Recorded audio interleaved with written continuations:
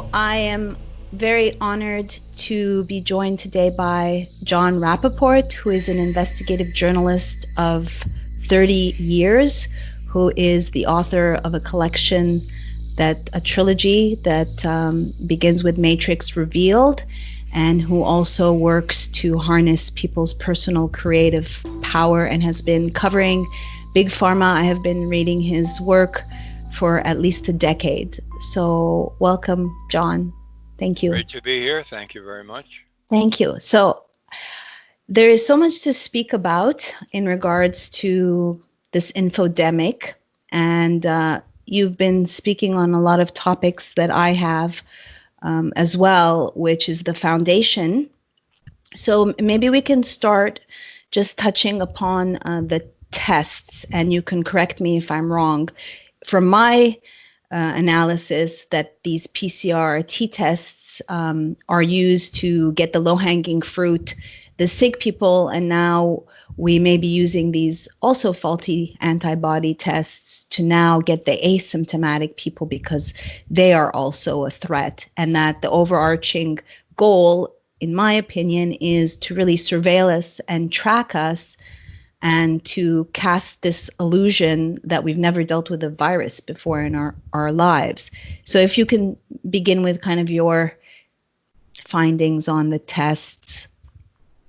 Okay, so the PCR test, basically, and I've written this on my website, even the FDA, the Centers for Disease Control, the World Health Organization, if you read their literature, they will admit that there are serious, deep flaws in the whole idea of the PCR test. That they can register false positives, meaning that they will say a person is infected with the COVID-19 virus, when in fact, the test is reading on irrelevant germs of all kinds. So that's a major stumbling block. But it enables them to rack up case numbers. Yep. And say, okay, so we have all kinds of cases, new cases, et cetera, et cetera. Secondly, the test does not indicate who is going to get sick in the real world. In the lab, it might register all kinds of information, but it's never been vetted in the real world as a test of who's going to get sick, because the people who own the test, run the test, rely on the test, use the test, are afraid to do that. There would be a very simple procedure. You line up 500 people, some healthy, some sick. You run them through the test. I'm shortcutting it now. And then you say to the people who did the test, okay, so who's sick? Give me the numbers of the patients, 1 through 500, who are sick. And then let's see. Are they sick or are they running marathons? And they don't do that. So also to note that the inventor of this RT-PCR test stated that it's not a diagnostic tool.